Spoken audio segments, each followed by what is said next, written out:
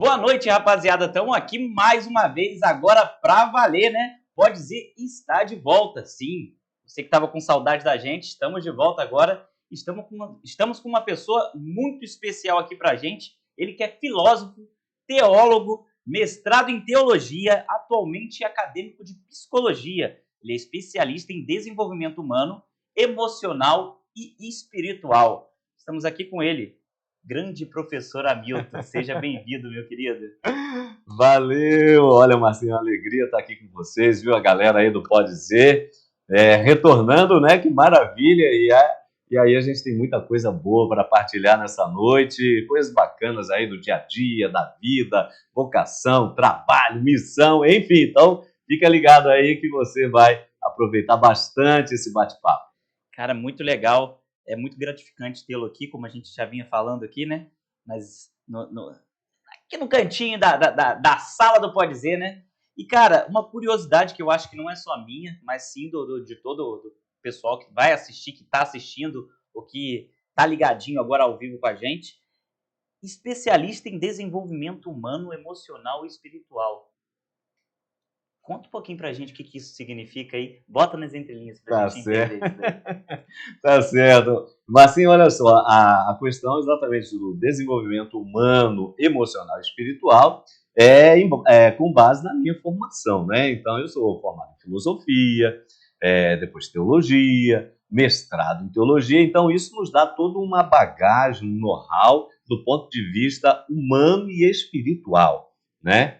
E hoje, né, nesses últimos anos, eu estou também acadêmico de psicologia, já no 7º período, portanto, ao final do ano que vem, ao final de 2026, eu já estarei me formando em psicologia, uma faculdade de 5 anos, onde eu tendo a me fiar ali pela logoterapia. A logoterapia é a perspectiva do sentido da vida, né, de um grande cara chamado Viktor Emil Frankl.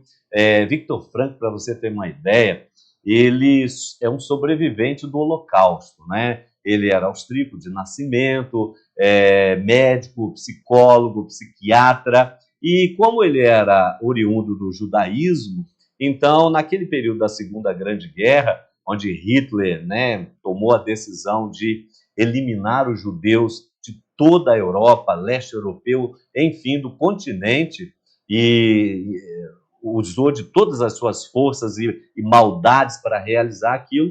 Então, Viktor Frankl, embora tivesse toda a autonomia, uma pessoa já respeitada, credenciada, naquele tempo, estamos falando aí da década de 30 a 40, né, que a Segunda Guerra vai até 45, quando finalmente Hitler é derrotado com todo o espectro do nazismo, que é essa página nefasta na história da humanidade.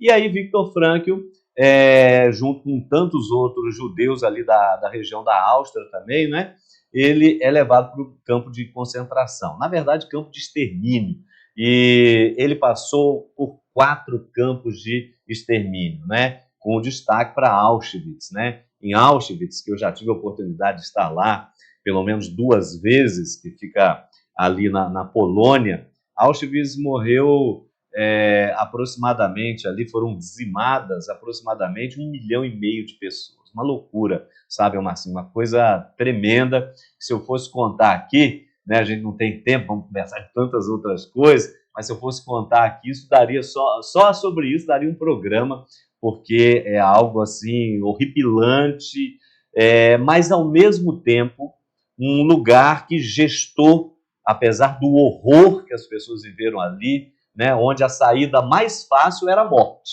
a mais fácil, entende? Então, mas gerou muita coisa interessante a partir dali, homens e mulheres que não se renderam, não se entregaram àquela barbárie, àquela loucura, àquela insanidade, e a partir dali descobriram um sentido, um elan, sabe, uma linha nova para a vida. E Viktor Frankl, ele entra justamente nessa situação, porque ele, como, portanto, psicólogo, psiquiatra, ele ali lidando com esse limite humano, né, do desespero, aonde, como eu falei, a saída mais fácil que os judeus que ali estavam buscavam era, por exemplo, se atirar numa daquelas cercas elétricas que circundavam o campo, e de 10, 15 mil volts, onde o sujeito apenas ao encostar já morria na hora.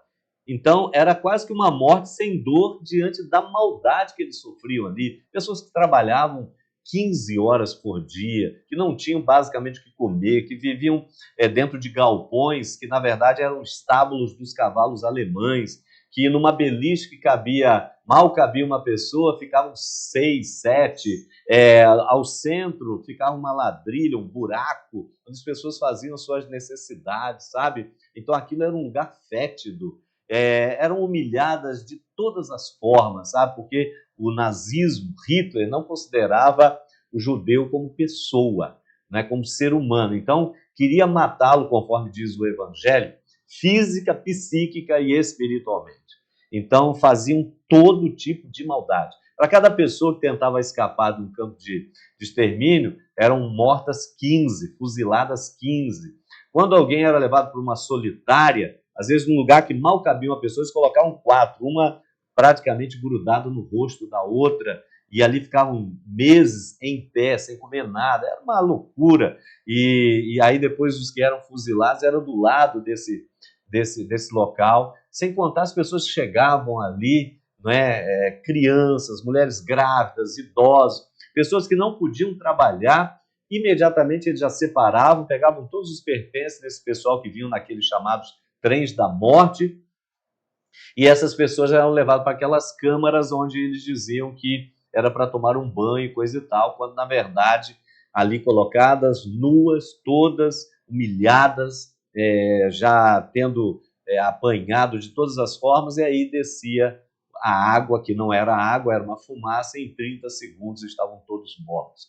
E aí um grupo de judeus mercenários que eles contratavam com a mentira de dizer que 3 meses depois seriam libertos, que fazia esse trabalho sujo, qual? Pegar as pessoas mortas ao chão e levá-las ao crematório, ao forno, para queimá-las, incinerá-las. E foi construído em Auschwitz, só para você ter uma ideia, 3 grandes fornos. Um matava 500 pessoas por dia. Já pensou nisso? Mas não era suficiente. Depois fizeram um para 1.000, não era suficiente. Aí depois fizeram um para 1.500, que praticamente foi já no final da guerra, e não era suficiente. Em Auschwitz, por isso que eu falei, foram dizimadas aproximadamente 1,5 milhão de pessoas, judeus, aproximadamente 250 mil poloneses, 30 mil ciganos, homoafetivos e tudo mais. E padres, freiras, e a gente tem destaques, por exemplo, como o grande padre mártir do século XX, chamado Maximiliano Maria Kolbe, né, que deu a vida por aquele pai de família, né, que ia ser fuzilado, e ele então se ofereceu para ser fuzilado no lugar deles. Os judeus terríveis, os nazistas terríveis, não fizeram, mas jogaram ele num bunker, e que ficou ali quase 1 mês, sem comer, beber, sem nada, e quando abriram ele ainda estava vivo, rezando, e aí então mataram ele, padre Maximiliano Maria Kolbe. A gente visita até hoje o local da sua cela. Tem filme dele? Tem. A lista de Schindler reproduz isso, a própria vida de padre Maximiliano Maria Kolbe. Mas, assim, uma coisa tremenda. E o nosso autor, Viktor Emil Frankl, ele foi jogado nesses campos de extermínio. Então, como ter uma perspectiva de vida num lugar que o que se respira é morte, humilhação, violência, crueldade? Onde?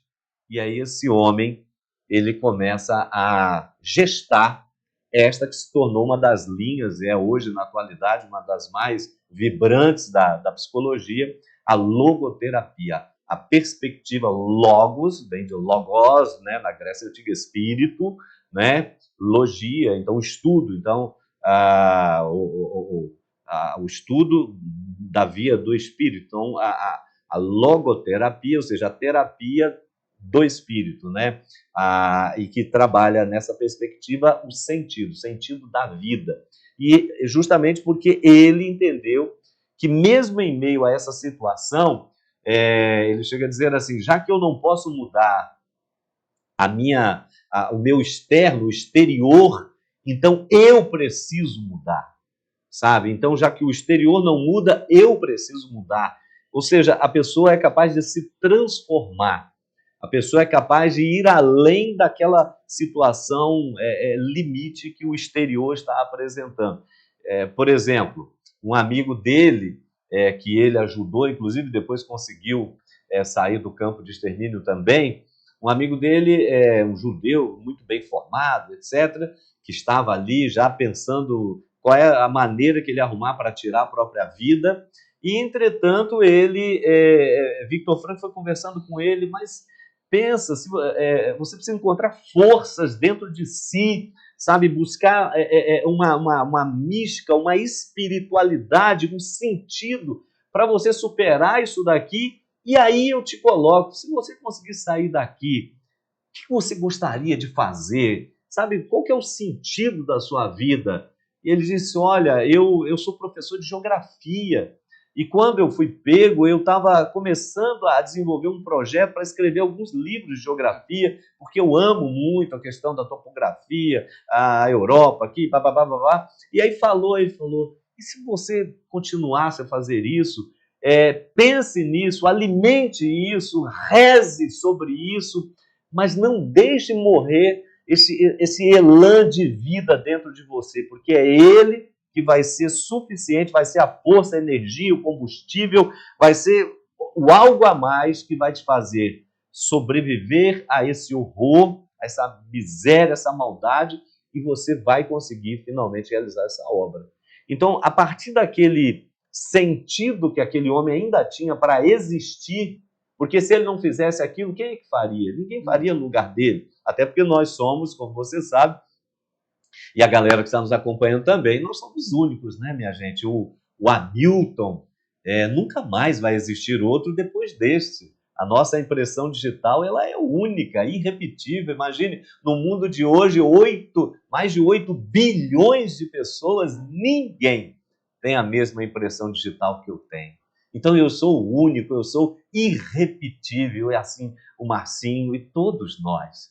E aí Victor Frankl, com 1000 expressões e com aquela injeção de ânimo, sabe, de vida, com aquela espiritualidade, fez com que aquele homem ressuscitasse, encontrasse sentido para a sua vida, e isso fez com que ele suportasse, aguentasse, e a partir dali, então, finalmente saísse do campo e, consequentemente, realizasse a sua missão de vida. Então, a logoterapia é esta via que resgata da pessoa e mostra que a pessoa tem um sentido para a sua vida. Nós não viemos a esse mundo a passeio. Cada um de nós, do ponto de vista religioso, nós falamos, né? Cada um de nós tem uma missão a cumprir, a desenvolver, não é? A gente tem algo a mais aí para fazer. Hoje até o mundo empresarial já se atinou para isso. E o mundo empresarial fala, não, você, por exemplo, tem que trabalhar num local, num ambiente que realmente você esteja bem, se sinta bem. Quando uma pessoa ela trabalha num lugar que ela gosta, que ela se sente bem, que ela tem uma motivação para ela à frente, ela produz muito mais, etc.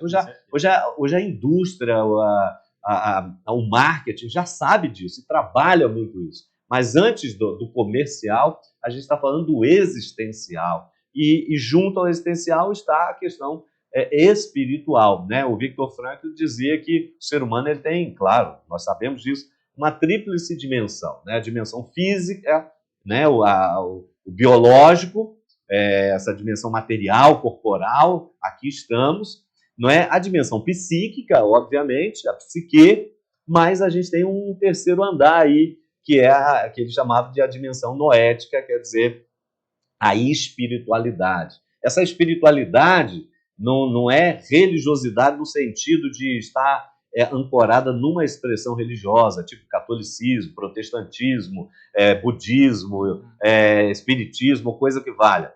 A espiritualidade é uma dimensão da nossa humanidade. O ser humano ele é um ser psíquico e espiritual. Então, a espiritualidade não é necessariamente uma espiritualidade com nomenclaturas, tipo cristianismo, budismo, mas é uma dimensão do humano. Então, o Victor Frankl, ele trabalha isso. Mas é claro que essa linha da psicologia, ela tem tudo a ver com aquilo que nós, na teologia, trabalhamos, que é a teologia da esperança, de céus novos, uma vida, uma terra nova, tal. O ser humano que é movido pela esperança. Então, há uma conexão aí. Por isso que eu, como filósofo, como teólogo, fazendo agora psicologia, já em vias de conclusão, eu quero abraçar esta via para desenvolver todo um trabalho depois junto às pessoas, atendimento, palestras e tudo mais, para ajudar as pessoas, né, a partir da realidade que elas estão, do chão da sua vida, da sua experiência social, familiar, de trabalho, espiritual, e muitas vezes hoje pressionada, sobrecarregada, né, estressada, etc. e tal, até desiludida, a encontrar, portanto, aí um sentido para a sua vida. E a vida de todos nós, Marcinho, ela tem um sentido, cara. Nós não estamos aqui por acaso, obviamente, e para além disso, nós temos uma missão, nós temos algo bacana aí para desenvolver, né? Do ponto de vista espiritual, a gente vai dizer, olha, Deus tem o melhor aí para a gente, Deus tem planos para a sua vida, etc. e tal. Do ponto de vista psicológico, a sua vida tem um sentido, tem algo ainda que você não realizou e que você é chamado, vocacionado a trazer isso à tona, porque isso vai te realizar como pessoa, como ser humano, obviamente, como filho de Deus, né? Então, é bem bacana esse sentido. Então, aí, a pergunta que você me fez tão importante, né? O que significa tudo isso, né? Por que o senhor se tornou um especialista em desenvolvimento humano, não é? Emocional e espiritual. Então, está aí a questão. Porque, do ponto de vista humano, da antropologia, a gente ajudar as pessoas a serem realmente humanas. Porque nós estamos vivendo hoje, nessa pós-modernidade, uma desumanidade. Nós estamos vendo as pessoas cada vez mais, como a gente diria no popular, né, pavio curto, grossa, ignorante, mal educada, pessoas violentas, pessoas que por qualquer coisa já humilham, passam por cima das outras. Nós estamos, sem contar essa violência que vai meio que animalizando o ser humano. O ser humano vai tendo comportamento animalesco, vai se comportando quase sem ofensa aos animais, sem ofensa aos bichos, mas vai virando um bicho, né? Então, assim, o ser humano precisa novamente se humanizar.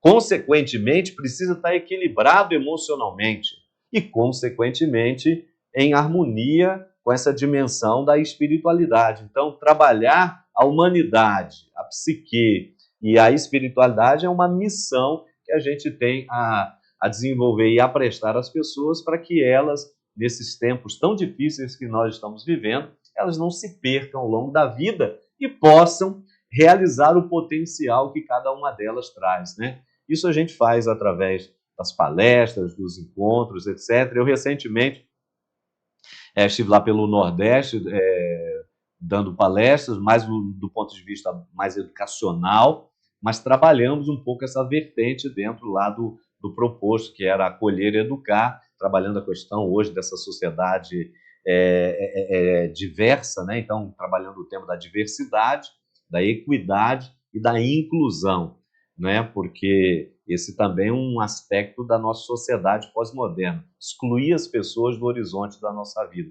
quando a perspectiva verdadeira humana deve ser inclusão. Lá na Canção Nova, que já a gente fala, até tinha um rapaz lá que tinha um lema, não onde ele dizia assim, com Deus somos tudo, sem Deus nós não somos nada.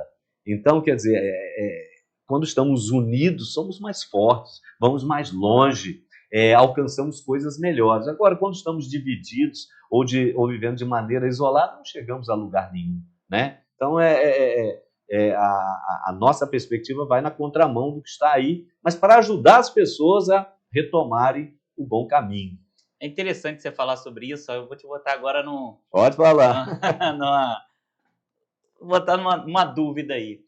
Você acha que naquela época, na época de Maximiliano Kolbe ali, ele tinha muita falta de Deus naquele povo? O povo esqueceu como era Deus, esqueceu o que Deus representava? Eu vou te falar o porquê que eu estou perguntando isso. É simples. Você falou que teve mais de 1 milhão de mortos. Se a gente for parar para pensar, se hoje, no atual que a gente vive, tivesse 1 milhão de mortos, creio que até tenha, mas a gente não tem esses números, Uhum. referente ao que aconteceu naquela época. Olha que curioso que seria isso. A gente vive em tempos difíceis, como a gente sabe. Naquela época, será que eram tempos mais difíceis ainda, ô Hamilton? Porque era uma situação de barbárie. Uhum. Porém, não tinha saída, vamos se dizer assim. Era uma coisa que a gente não tinha. Os judeus, eles não tinham muita saída com Hitler ali, que eram... A gente não precisa nem falar sobre Hitler, que a gente sabe o que ele foi capaz de fazer. Inclusive, tem a própria história de Leeds, que fala muito sobre isso também. A gente fez um documentário sobre Leeds falando, então a gente estudou sobre isso, das barbáries que foram feitas.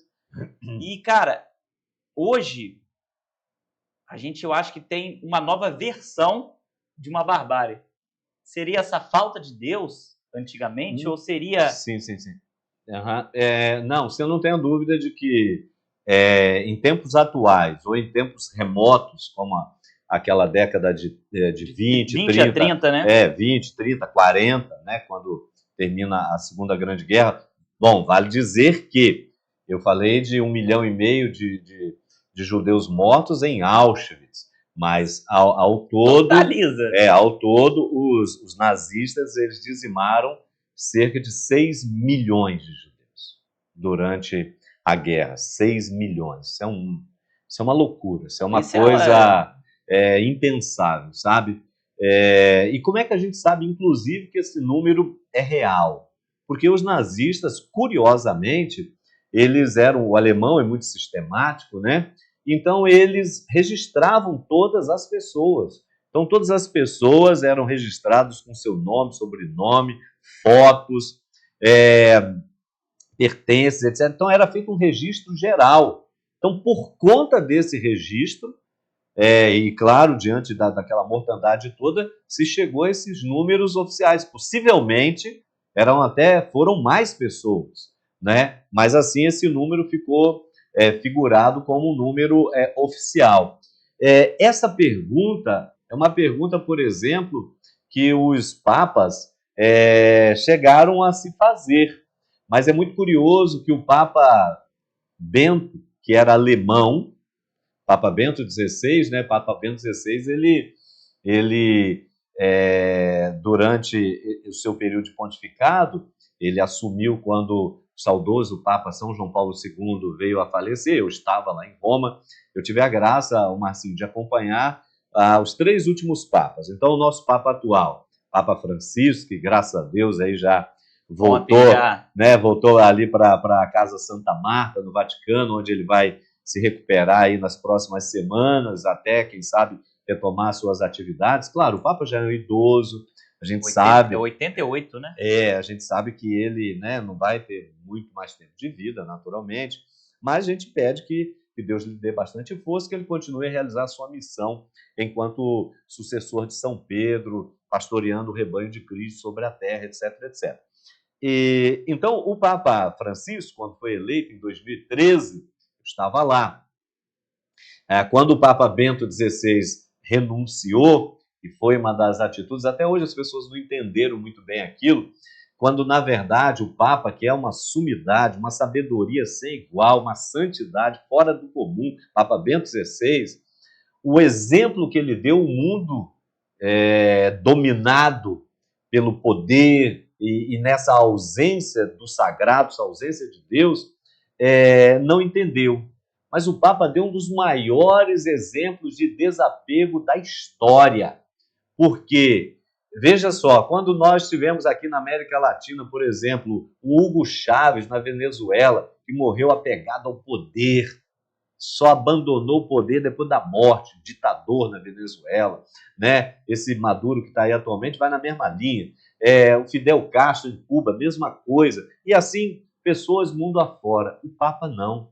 Quando ele percebeu que ele não tinha mais forças físicas e condições até psicológicas de levar avante a missão universal do Papa, que é liderar a Igreja Católica mundo afora, então ele teve a humildade de se desapegar para que o outro com mais força, mais vigor, mais energia humana, psíquica e espiritual, então levasse avante o trabalho próprio do sucessor de São Pedro. E aí ele faz isso.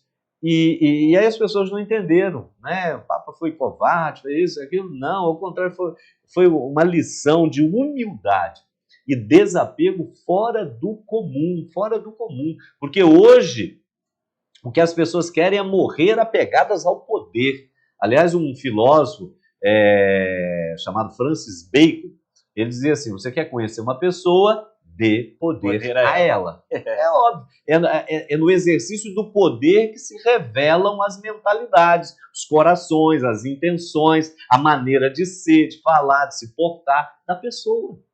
E o Papa, ele foi demais. Se a gente falasse dele aqui, muito mais um tempo. Mas aí, repare bem, ele que assumiu o pontificado em 2005, quando morreu o nosso saudoso Papa São João Paulo II, que eu também estava lá, né? Eu estive com ele. São João Paulo II. Eu estive com aquele homem santo, beijei sua mão, recebi a sua bênção, isso em janeiro de 2005. Em 2 de abril de 2005, às 9h37, horário de Roma, o Santo Padre veio a falecer. Então, eu depois estive lá diante do seu corpo morto e tal, trabalhando ali pela Canção Nova, fazendo cobertura jornalística, etc. Por isso estava lá. E aí, tanto acompanhei, então, os últimos dias e a morte do Santo Padre São João Paulo II, depois a eleição do Papa Bento, né, cardeal Josef Ratzinger, né, que veio a se impor o nome de Papa Bento XVI, e aí depois da sua renúncia também estava lá, e depois a eleição do Papa Francisco também estava lá. Você tá velho, hein, Hamilton? Pois Só é, falando aqui, estou com 50 anos. 3 papos, cuidado.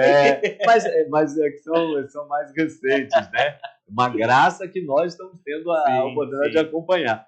E aí o nosso Papa Bento, ele, portanto, João Paulo II também tinha estado, e Francisco também foi, mas ele foi à Alemanha e visitou Auschwitz, porque depois que os nazistas foram derrotados, né? Hitler se suicidou, enfim, acabou a guerra, os libertadores, né? Então liderados pelos russos, ali por outros europeus, os Estados Unidos também dando apoio e tal.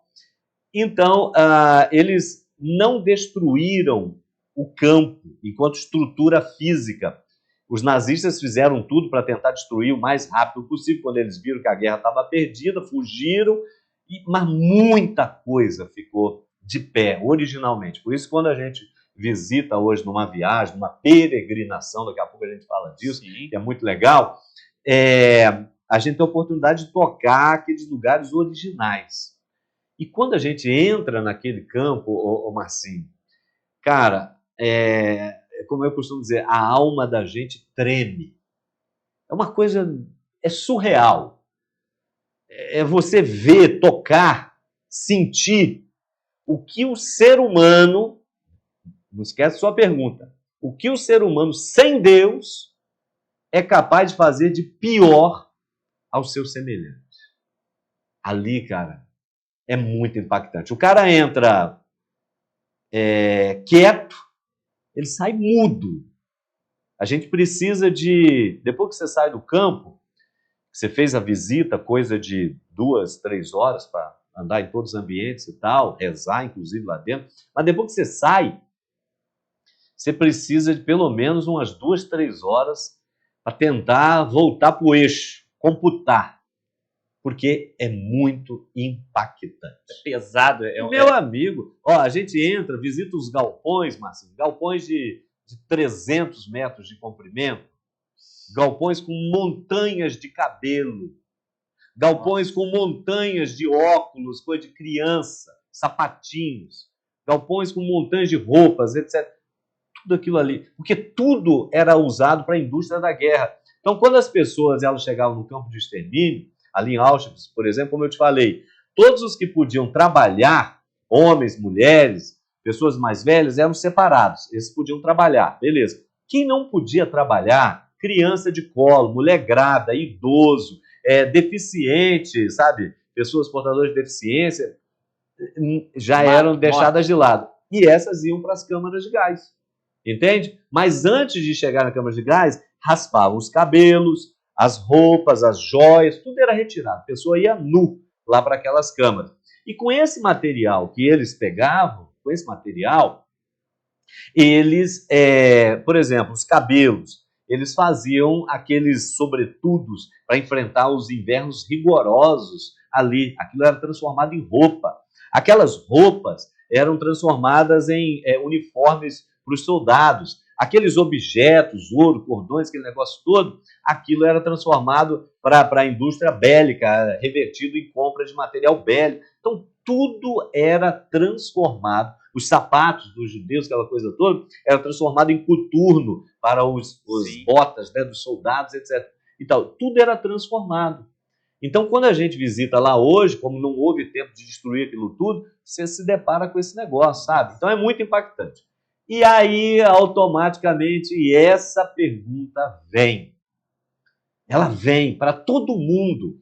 Ela vem para quem é cristão, católico, evangélico, para quem é espírita, para quem é budista, para quem é umbandista, para quem é judeu, para quem é muçulmano, para quem é ateu. A pergunta vem: onde estava Deus? Onde estava Deus? E aí o Papa Bento, alemão, ao entrar no campo, ao visitar aquele lugar, ele faz essa pergunta também. Onde estava Deus em meio a esse horror, esse caos, essa barbárie, esse holocausto? E aí ele mesmo responde: Deus estava naquelas pessoas que não sucumbiram ao mal. Porque o mal, por mais forte, potente, esbravejador, ele não tem a última palavra. A última palavra cabe e sempre caberá a Deus, que é amor. Então, onde estava Deus? Deus estava naquelas pessoas que não se renderam. Um padre, Maximiliano Mariacopo, que eu citei agora há pouco. Deus estava naquela freira polonesa que salvou mais de 150 crianças dos guetos ali em Varsóvia. Deus estava num Schindler. Schindler, me fugiu agora, escapou o primeiro nome do Schindler. Tem até aquele filme famoso, A Lista de Schindler, que é um filme biográfico. Aquele homem era um empresário alemão, católico. Muito interessante isso. E era milionário. E ele, no contato com seus irmãos judeus, porque os judeus são os nossos irmãos mais velhos na fé, como dizia São João Paulo II. Eles são o povo da primeira aliança e nós somos o povo da nova e eterna aliança em Cristo Jesus. Então, Schindler, ele gastou toda a sua fortuna enganando os alemães, produzindo bombas que não funcionavam, armas que não disparavam. Ele conseguiu durante anos enganar os alemães, comprando, etc., para juntar o maior número de judeus nas suas fábricas, para que ele pudesse, ao final da guerra, salvar esses judeus, para que eles pudessem sobreviver. Então existe, Marcinho, até hoje, os chamados judeus de Schindler. Quando nós vamos a Israel, né, já estive partilhando com os amigos aqui, já estive em Israel muitas vezes, pelo menos umas 30. Nossa. A última agora, antes, inclusive, desse conflito Hamas-Israel ali, né, e tem todo esse contexto aí que a gente, num outro momento, pode entrar. Mas estando ali em Israel, em Jerusalém, nós temos ali próximo ao Monte Sião, o cemitério dos chamados judeus de Schindler, porque Schindler salvou uma geração inteira. Foram milhares de pessoas que ele comprou para que eles pudessem se salvar. E eles voltaram para Israel, e ali o Estado de Israel, ele o povo de Deus, né, e teve a sua diáspora, a sua dispersão aí pelo mundo afora, mas depois, na década de 40, começaram a voltar para Israel. Em 1947, é interessante isso, porque com o voto de um brasileiro, Oswaldo Aranha, eles então, foi aprovado a criação do Estado do Estado judeu, o Estado de Israel, o país Israel foi criado, né? E eles puderam, então, retornar do mundo inteiro. Então, hoje Israel é um país que tem cerca aí de quase 10 milhões já de habitantes, sabe? E em 1947, esse êxodo ao inverso começou a acontecer, né? O povo começou a voltar para a terra prometida, etc. e tal. E aí essa relação Brasil-Israel, que é sempre muito bonita, porque foi o voto de um brasileiro que o país foi oficializado, né? Criado e tal. E aí o que acontece? Quando a gente então vai a Israel, em Jerusalém, lá no Monte Sião você tem um cemitério onde estão ali aqueles judeus de Schindler. E Schindler manifestou o desejo que quando ele também morresse, ele pudesse ir a Jerusalém e ali ele fosse sepultado. E ele está lá sepultado, a gente pode até visitar o seu túmulo, inclusive, e ele era um alemão católico e gastou toda a sua fortuna para comprar os judeus para salvá-los, e salvou uma geração inteira, né? E o filme é até muito interessante, A Lista de Schindler, no final, ele chora assim copiosamente saindo das fábricas, porque a guerra já tinha terminado e os judeus podiam então sair mais livremente, e ele chora copiosamente porque ele tem um carro, uma limusine ali, um carro bastante caro. Ele disse, meu Deus, eu podia ter comprado mais umas 5 ou 6 pessoas. Aí um rabino se volta para ele e diz, não, o senhor já salvou, olha aí, uma geração. O senhor já fez demais. Tipo, o senhor é um santo, cara. O senhor deu tudo o que tinha para que as pessoas tivessem vida. Nossa! Então, a pergunta do nosso Papa Bento, onde estava Deus? Deus estava em meio a essa barbárie, naquelas pessoas que não se renderam ao mal, venceram o mal por meio do bem. Então, em todos esses personagens e tantos outros, um pastor chamado Bonhoeffer, né, que foi é um grande teólogo, melhor dizendo, e que também esteve, né, nos campos de extermínio, sofreu muito, etc. Enfim, então Deus estava nessas pessoas, sabe? Então aí é que está a pergunta, e a resposta, melhor dizendo, a essa pergunta tão importante. Isso naquela época. E hoje, esses conflitos que nós lidamos hoje mundo afora, quer seja aí essa guerra Rússia, Ucrânia, a gente tem o conflito Israel-Hamas, etc. Muitas vezes existem bastidores aí, razões também de um lado e do outro para que isso esteja acontecendo, não é só uma questão de poder em si, mas muitas vezes a violência vai além da conta, a maldade acaba ganhando muito holofote, porque no fundo está faltando o elan vital da vida humana, que é Deus. Na perspectiva moderna, ou pós-moderna, que nós já estamos inseridos, o Marcinho, como diz um grande teólogo, o Frei Clodovis Boff, ele diz o seguinte, olha, ele escreveu um baita livro, já são 2, né? O primeiro é o Livro do Sentido, volume 1, e agora já tem o Livro do Sentido, volume 2, assim, um calhamaço de mais de 500 páginas, dá para a gente aproveitar. E ele fala que nesse período pós-moderno que nós já estamos, né? Está aí a inteligência artificial e tudo mais, ele diz que o ser humano tirou Deus do horizonte da sua vida, e o que sobra? Não sobra nada. Quando eu tiro Deus do horizonte da vida, é como se eu desviasse o rio da sua nascente. Se eu desviar o leito do rio da nascente, o que vai acontecer com esse rio? Ele vai morrer, porque ele se alimenta da nascente. Mas se eu desvio ele da nascente, acabou o rio. Então, quando você tira Deus do horizonte da vida, o que sobra? Nada. E no nada está o quê? O caos, a barbárie, a violência, a insensibilidade, a loucura. Por acaso, não são, portanto, as características desse período pós-moderno que nós estamos vivendo? Olha como está a relação das pessoas, olha como andam as nossas famílias, a nossa escola, a sociedade. Olha o aspecto ou o espectro político, as loucuras que se comete, a busca pelo poder, as violências perpetradas contra inocentes e tudo mais. O que está faltando aí? Está faltando sentido. Em É o última instância, comodismo, né? está faltando Deus.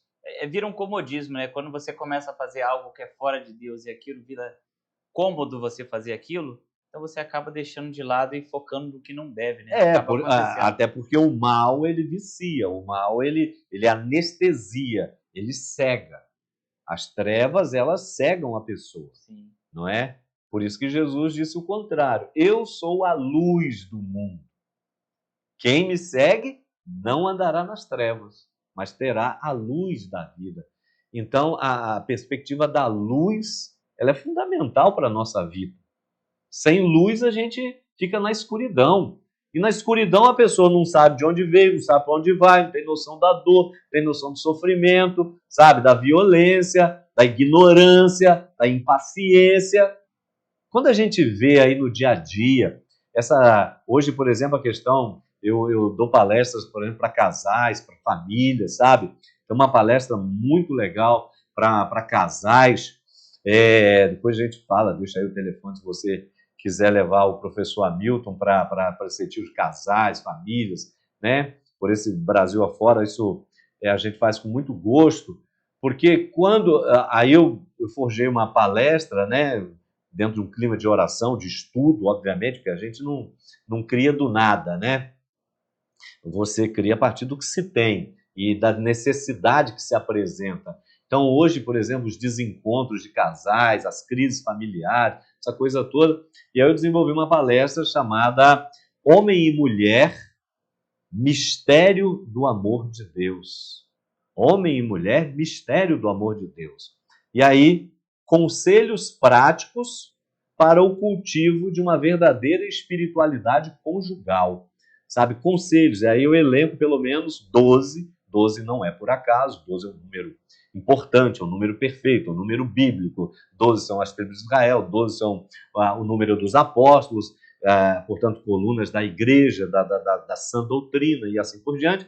Então, homem e mulher, mistério do amor de Deus. Porque o homem é para a mulher e a mulher é para o homem, mas sim um mistério do amor de Deus. Te dou um exemplo concreto disso. A gente não está falando de teoria, está falando de uma reflexão teórica, mas que tem implicação na vida cotidiana. Só para você ter uma ideia, uma vez uma senhora, quando eu morava na Canção Nova, lá em Cachoeira Paulista, São Paulo, e eu atendendo lá as várias pessoas, uma senhora veio, quase 80 anos de vida, 50 anos de casado aproximadamente, e morava ali na cidade, e eles tinham um sítio. Mas o marido, por exemplo, não gostava de ir naquele sítio de jeito nenhum. E essa senhora e ele eram ministros da Sagrada Comunhão, ali no contexto da Igreja Católica, né, e tal. Então, pessoas religiosas, frequentavam aquela coisa toda. E aí esse homem, né, já com quase 80 anos, um casal que a mulher 75, ele 78, 50 anos de casado. E aí, filhos criados, encaminhados, e os dois ali naquela situação. E aí, de repente, ela percebeu que ele começou a mudar o temperamento, comportamento e tal. E aí, ele não ia, mas começou a ir para a roça, para a zona rural, para o sítio que eles tinham. Consequentemente, ela começou a achar estranho aquilo, mas esse homem não vai, ele não gosta muito de mato, de roça, né? Como é que é isso? E aí, um belo dia, chega esse homem em casa e diz assim para sua esposa: olha, acabou. Ela disse: acabou o quê? Ele falou: não, acabou a nossa relação. Ele disse: mas como acabou, homem? Você está doido? Ele disse: não. E quer saber? Fui. Que isso? Foi embora, Marcinho. Parece inacreditável. Um homem de 78 anos, a esposa 75, 50 anos de casado, a minha idade. 50 anos de casado. E esse homem foi embora. Mas foi embora por quê? Porque trocou 50 anos de casado por uma jovem de 20 anos que ele encontrou na roça. Aí essa senhora, repare o que eu estou dizendo, essa senhora veio e ela falando assim para mim: olha para o senhor ver, parecia até mineiro, né? Olha para você ver. Ela dizia assim: a gente acha que conhece as pessoas, mas na verdade a gente não conhece. E é a mais absoluta verdade. Quando Deus foi criar o homem e a mulher, Adão e Eva, primeiro criou o homem, no contexto ali do Gênesis, né? Primeiro criou o homem. E depois que criou o homem, ao criar a mulher, ele colocou sobre o homem um profundo sono. Muito interessante isso. Profundo sono. E neste sono, Adão, portanto, que estava dormindo, não viu a criação de Eva. Eva, que estava sendo criada do lado de Adão, conforme a descrição bíblica, também não estava vendo, porque ela estava sendo criada. Então, isso já nos mostra o quê? Que um é para o outro um mistério. Mistério do amor de Deus. E aí tem outros elementos interessantes, mas ficando nisso. Por isso que casamento tem data para começar, obviamente, e não deveria ter data para terminar, né? Até que a morte separe. A única capaz de separá-los deveria ser a morte, deveria. Mas a gente sabe que nem sempre ocorre, né? Os atropelos, os desencontros, as ignorâncias, etc., acabam dando fim a essa história muito antes que ela fosse onde deveria chegar. Então, o homem é para a mulher e a mulher é para o homem, mistério. Mistério, a gente não tem a compreensão plena. Mistério a gente deve saber contemplar, a gente deve saber cultivar, a gente deve saber conhecer na medida do possível, mas você nunca vai ter a ciência. Por exemplo, você é casado. Quantos anos já de casado? Só de casado vou fazer 13. Maravilha, né? 20 juntos. Pois é, olha para você ver. 13 anos, já 20 anos de relacionamento. Você pode dizer hoje com razoável tranquilidade, bom, eu conheço a minha esposa. Eu já sei mais ou menos o que ela gosta de vestir, eu já sei o que ela gosta de comer, eu já sei mais ou menos quando, né, de repente, alguma coisa interna acontece com ela, o tipo de reação que ela tem, como é que lida com o filho. Então, eu mais ou menos conheço. Mas verdade seja dita, absolutamente não. Por quê? Porque ela sempre será capaz de te surpreender, positiva ou negativamente, como o exemplo que eu dei. Nunca essa senhora esperava isso. Então, se o meu cônjuge é capaz de me surpreender positivo ou negativamente, eu tenho que saber cultivá-lo, eu tenho que saber trabalhá-lo, eu tenho que saber me relacionar com ele. Por isso essa palestra, em primeiro lugar, homem e mulher, mistério do amor de Deus, e em segundo lugar, como a gente ensina os casais a trabalharem, ou seja, 12 conselhos práticos para o cultivo. Você sabe que uma planta, se ela não é cultivada, se ela não recebe água traduzida em amor, em generosidade, em compreensão, capacidade de se colocar no lugar do outro, etc, etc, etc. Se a planta não é cultivada, ela acaba murchando e, consequentemente, pode morrer. O amor que não é dito, ele morre. O amor que não é cultivado, ele perece. Sem dúvida nenhuma. Então, ali os conselhos práticos para o cultivo de uma verdadeira espiritualidade conjugal. Para dizer, no geral, que o amor é fundamental. Não dá para tirar o amor da existência humana. O que nos move é o amor, sabe? O amor que deve transbordar cada vez mais. E é a falta desse amor hoje que tem produzido o que nós estamos acompanhando. Desamor, violência, agressão, humilhação, soberba, arrogância, maldade, prepotência e tudo quanto é maldade, essa malícia, esse erotismo, essa pornografia, essa coisada toda. Pesado demais, né? Palestra, você falou que você faz essas palestras aí com casais, retiros de casais também. Sim, a gente vai junto. Tempo, tem algum telefone? Claro, para fazer esse contato com você, Hamilton? Sim, passa aí. O pessoal pode, né, depois acompanhar na tela, né? Então, para você entrar em contato com o professor Hamilton, basta você mandar para mim um WhatsApp ou ligar, né? 24 é o nosso DDD aqui da região, e 998 360403. 998-360403. É o meu telefone, que também está presente aí nas minhas redes sociais, ali no Instagram, professor Hamilton Nascimento, tem lá o meu Instagram, tem aí o Facebook, Hamilton Nascimento, tem o canal no YouTube, tem muita coisa bacana lá. Sempre você colocando professor Hamilton Nascimento, você vai poder me acompanhar ali no Instagram, Facebook, no TikTok, tem lá as várias caixinhas de perguntas que a gente faz mais ali no TikTok e tal, e o canal no YouTube, enfim. É isso aí, rapaziada. Passou as letrinhas embaixo aí, com certeza, para vocês. Quero aqui aproveitar o momento para mandar um grande abraço para meu amigo Celso, que está acompanhando a gente. Com certeza ele está acompanhando, que ele vibrou quando a gente voltou com o programa. Ele me cobra toda semana. Quando vai voltar o Pode Dizer? Quando vai voltar? Tá aí, meu parceiro. Tá de volta, cara. Estamos de volta aí, com a graça de Deus, aqui com nosso querido Hamilton Nascimento, né? Professor Hamilton Nascimento, que está aí abrilhantando essa volta do Pode Dizer nas quintas-feiras aqui. Continuando aqui o nosso bate-papo, né? Falar um pouco agora de peregrinação. Você veio falando aí, dando umas pitadas de peregrinação, mais de 30 vezes em Israel. Cara, como que é isso? Explica. Você faz as peregrinações, tem um pessoal que te acompanha. Como que é feito isso? Boa, legal. Olha, a questão das peregrinações, Marcinho, já vem desde o tempo em que eu morei na querida comunidade Canção Nova, né? Como eu falei, né?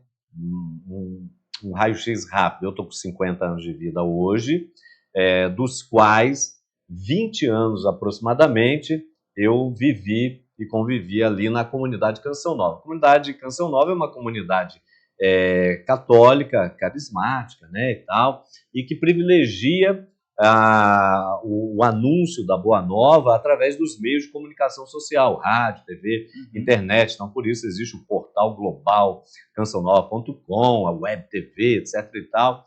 Aí tem a rádio Canção Nova aí com retransmissoras, geradoras, etc. em todo o Brasil, e também a TV Canção Nova, que engloba, encabeça o sistema Canção Nova de comunicação, a TV que tem um sinal nacional e é sintonizada até em outros países aqui da América Latina, nos Estados Unidos, também na Europa, e já chegou até a ser sintonizado no norte da África. Então, assim, a Canção Nova vai bastante longe. Na Canção Nova, como missionário, etc., eu fazia tantos programas de televisão, celebrações, etc. e tal, e também as peregrinações, então já naquele tempo.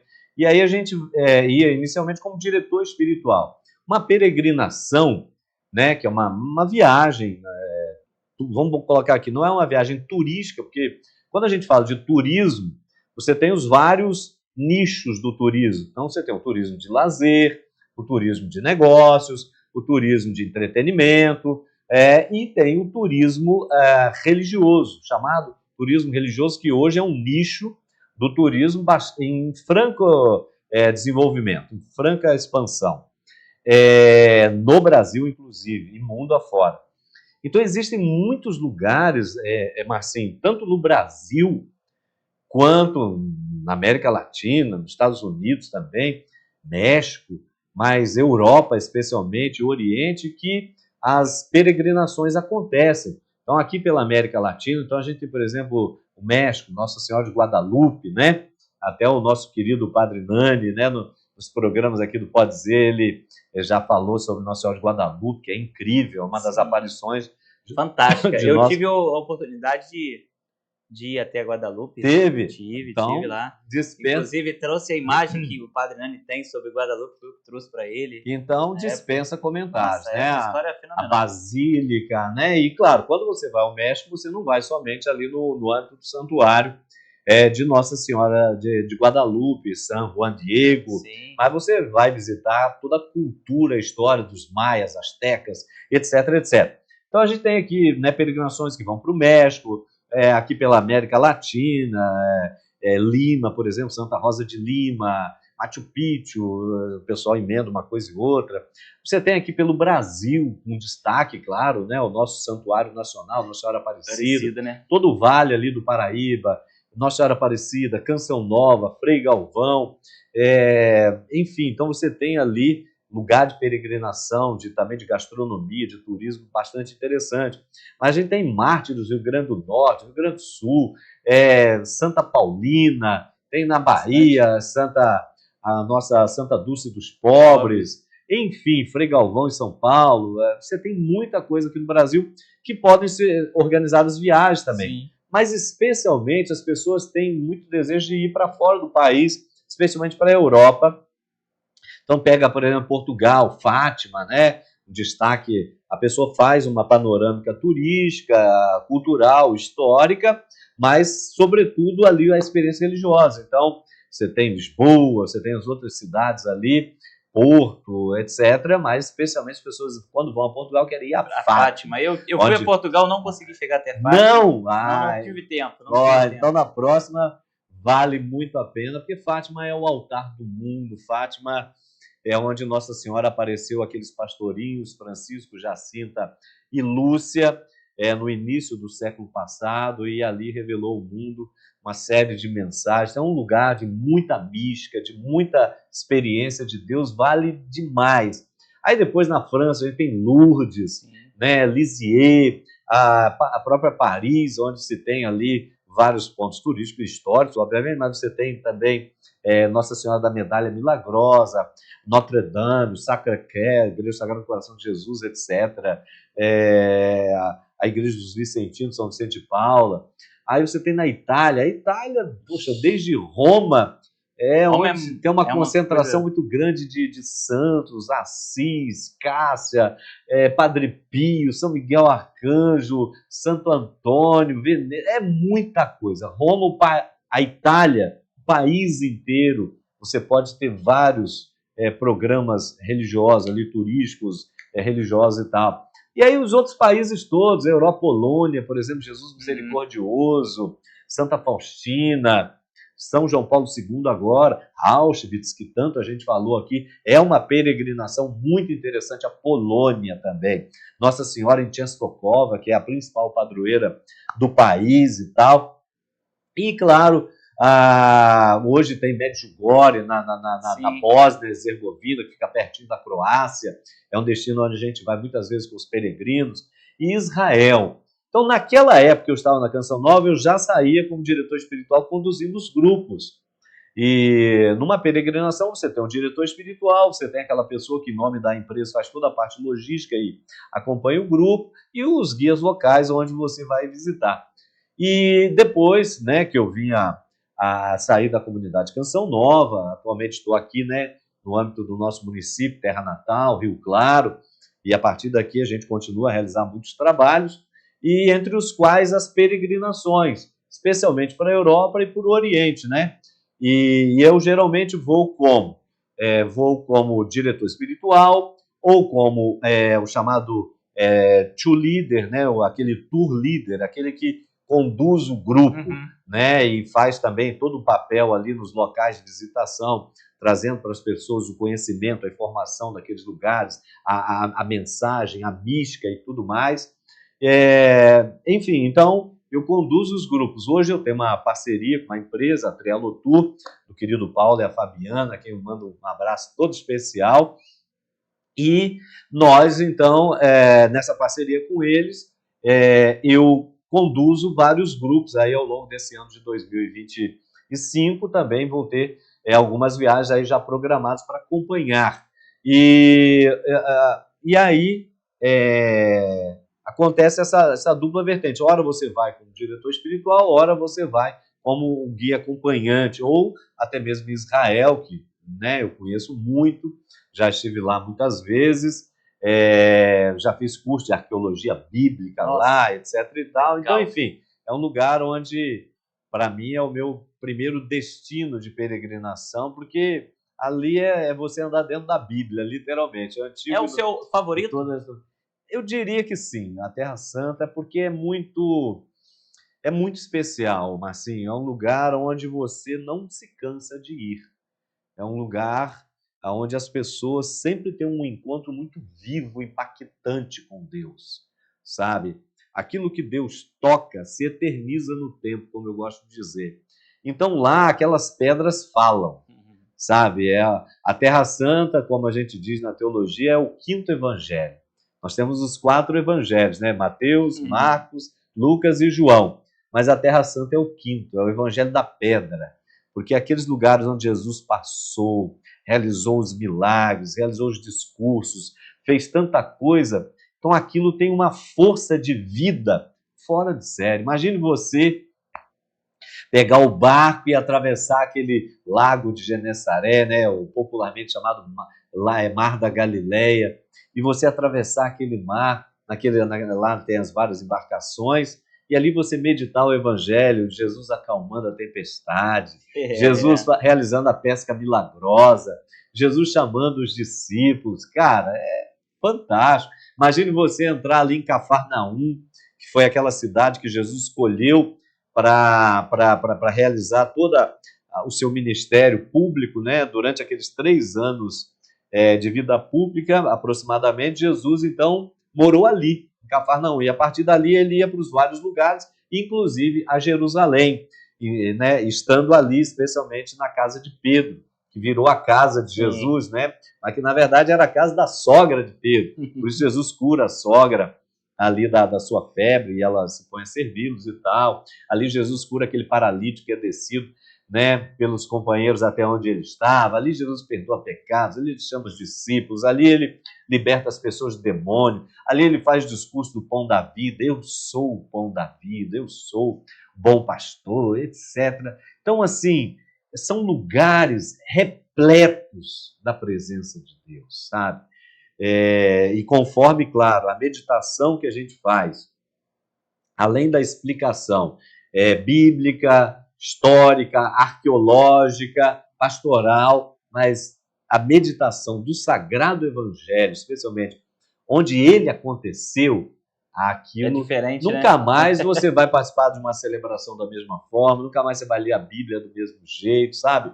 Você não vai orar mais, né, rezar mais da mesma maneira. Então, assim, Terra Santa é muito, muito diferenciada, usando uma linguagem futebolística, muito diferenciada. E apesar de toda a dificuldade, desde aquela época e também em dias atuais, mas vale muito a pena. Eu digo sem medo de errar, eis um dinheiro que vale a pena ser gasto. Olha aí, sabe? Eis um investimento que vale a pena ser feito. Para você ter uma ideia, um pacote de 10 dias aproximadamente, né, para Israel, fica em torno aí de uns $3.900 aproximadamente. A pessoa paga isso, claro. Paga parcelado, né? Cartão, boleto, cartão de crédito, quem paga à vista tem desconto, etc, etc.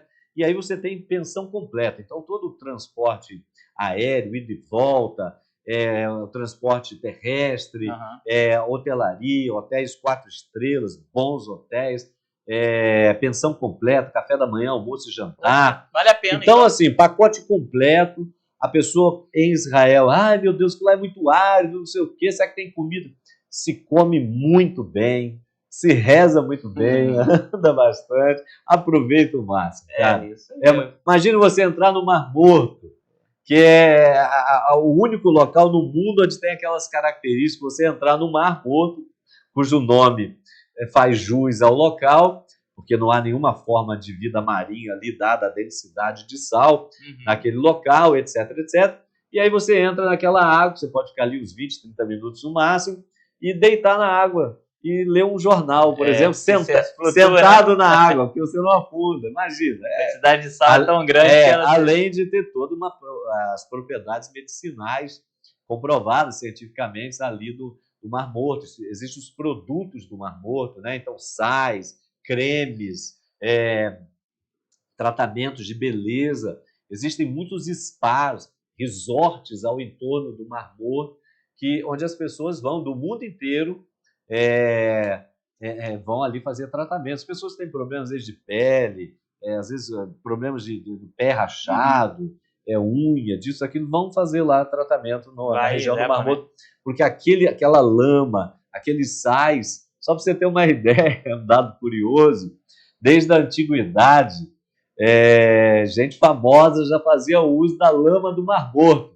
Cleópatra, por exemplo, que é tida como uma das mulheres mais bonitas da antiguidade, já era cliente do Mar Morto, porque diz a tradição mais antiga que ela usava aquela lama, né, para fazer aquela Sim. máscara assim e tal, e diz que Cleópatra é uma das mulheres mais bonitas da antiguidade, né? O rei Herodes, na época de Jesus, Herodes Antipas, mas antes dele Herodes o Grande, né, o pai, já utilizava ali o Mar Morto como fonte de renda, etc. Então, assim, um lugar incrível. Estou falando do Mar Morto, mas imagine você, Jericó, Belém, Jerusalém. E anda em tudo, né? Faz em tudo. A gente roda o país inteiro, cara.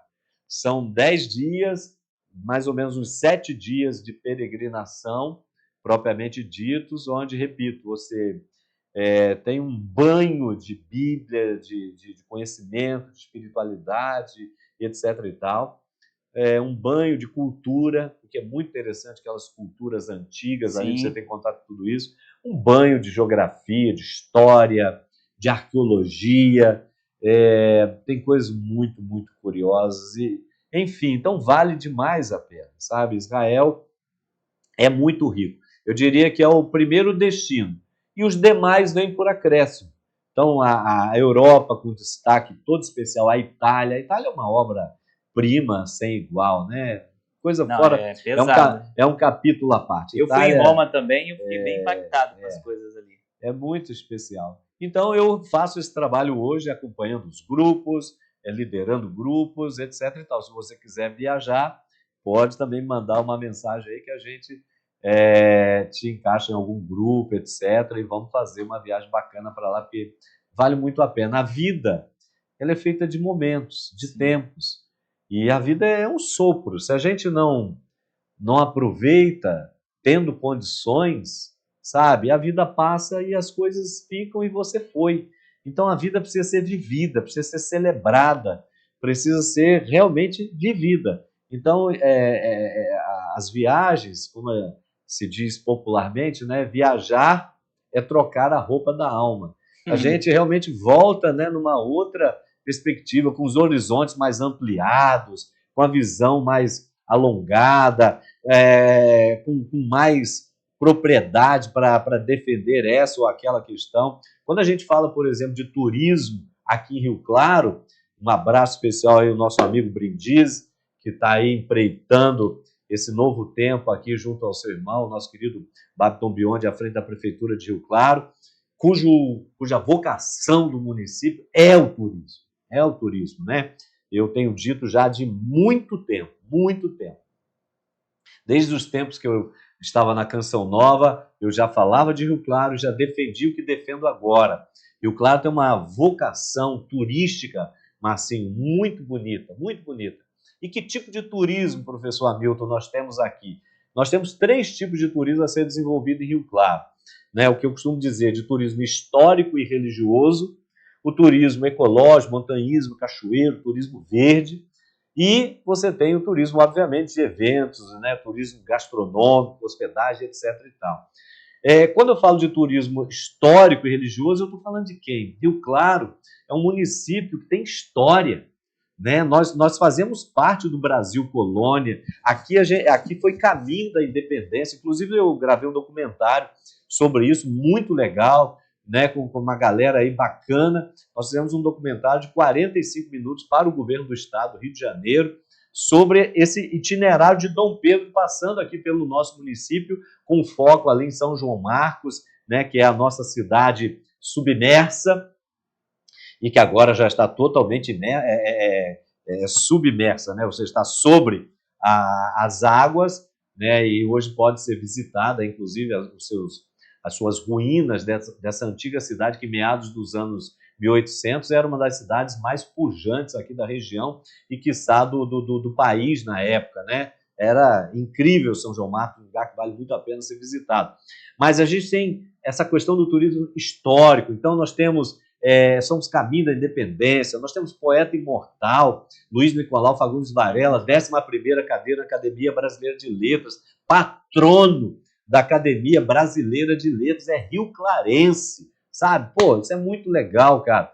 Então nós temos isso aí, nós temos a nossa Lídice aqui, que é um recorte daquela Lídice que sofreu né, com a barbárie nazista na Segunda Guerra Mundial, e por isso que a ave, que deve sempre estar bela e cada vez mais bem ornada, né, a fênix, ela é o símbolo da nossa Lidz aqui e daquela Lidz lá da Europa, na República Tcheca, quer dizer, do ressurgimento.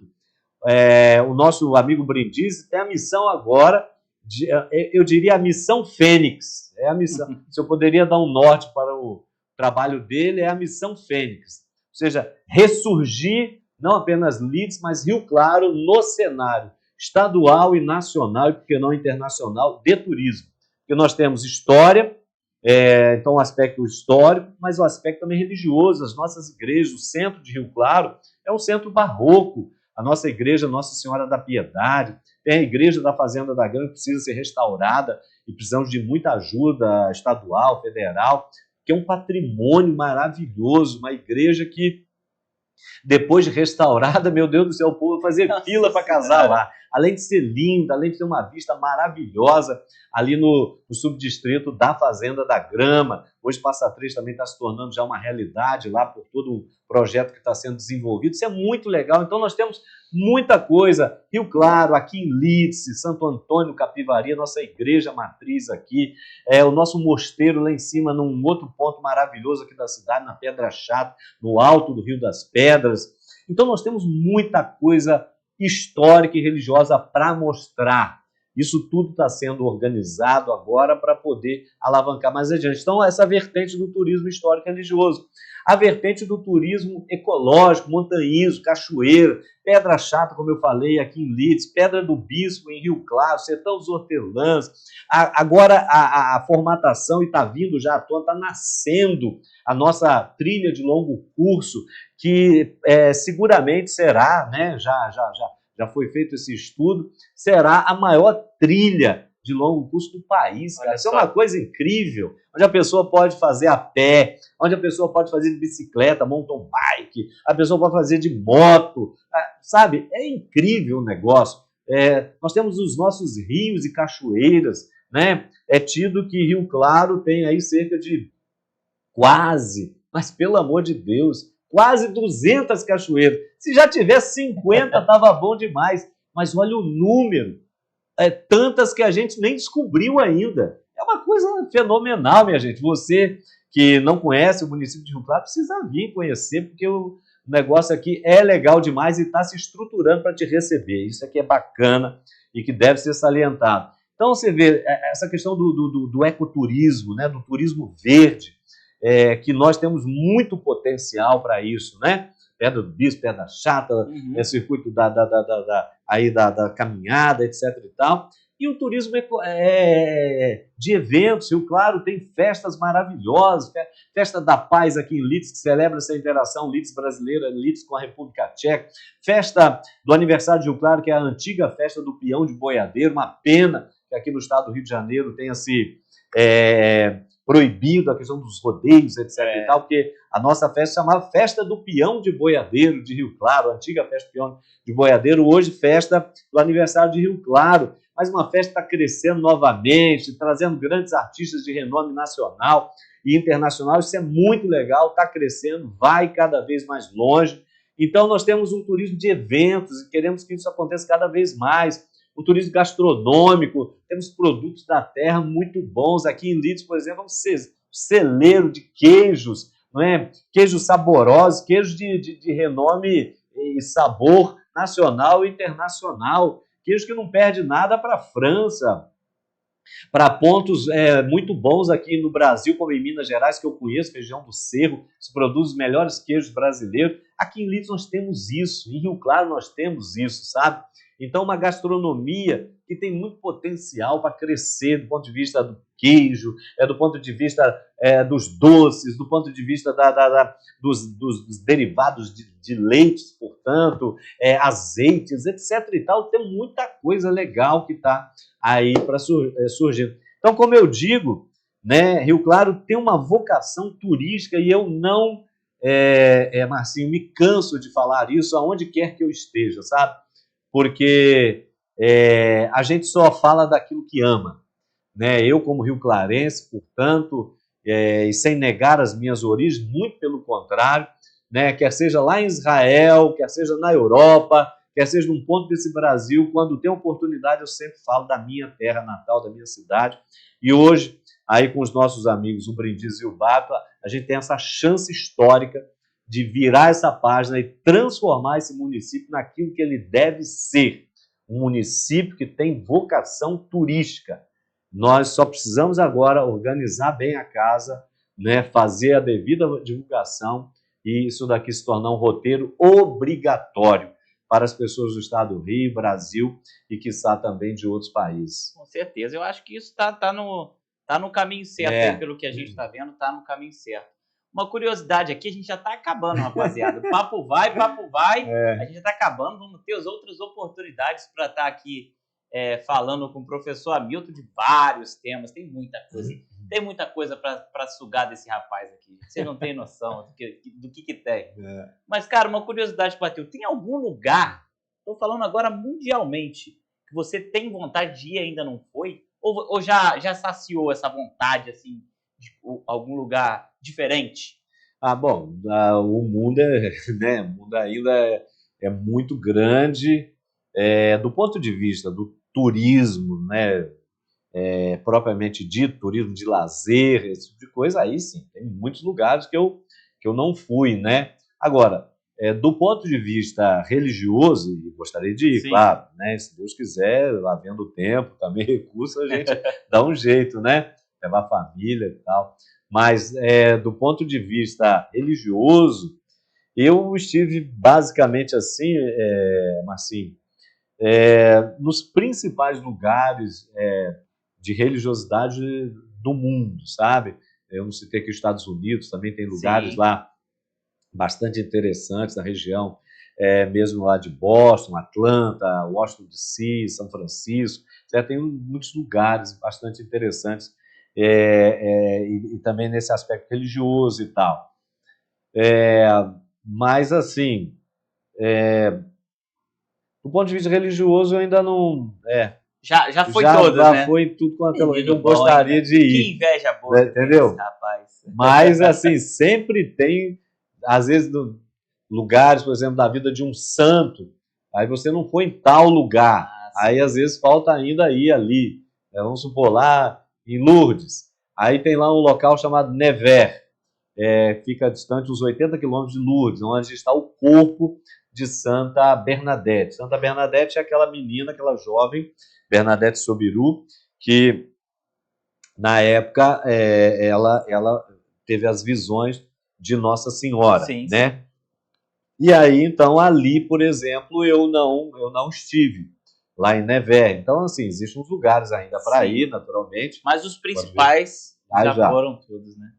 É uma inveja boa, rapaziada. É uma inveja boa aí. Se você quer conhecer mais aí, quer fazer uma peregrinação, é só ir lá nas redes sociais do professor Hamilton, ou então nesse telefone que tá passando aí embaixo na tela aí. Liga para ele, dá um WhatsApp ali, e aí programa sua viagem aí. Muito boa. Eu vou fazer a minha programação logo, tá? Opa! Já vou fazer minha programação aí. Hamilton, estamos chegando ao fim de mais um programa. Foi um prazer te receber aqui. E espero vê-lo mais vezes aqui, quem sabe. Só depende de você. Muito obrigado mesmo. Obrigado a todos que estão acompanhando aí até agora. E é isso. Dê o seu boa noite para todo mundo. Valeu. Olha, eu que agradeço o carinho, a acolhida de vocês aqui do Pode Dizer. Trabalho bacana demais que vocês estão fazendo.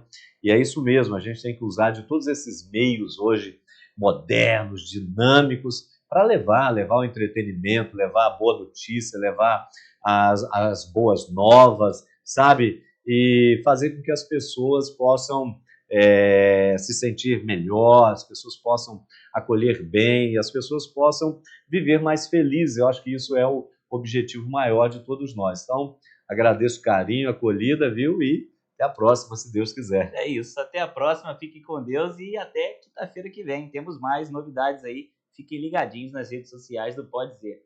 Valeu, rapaziada!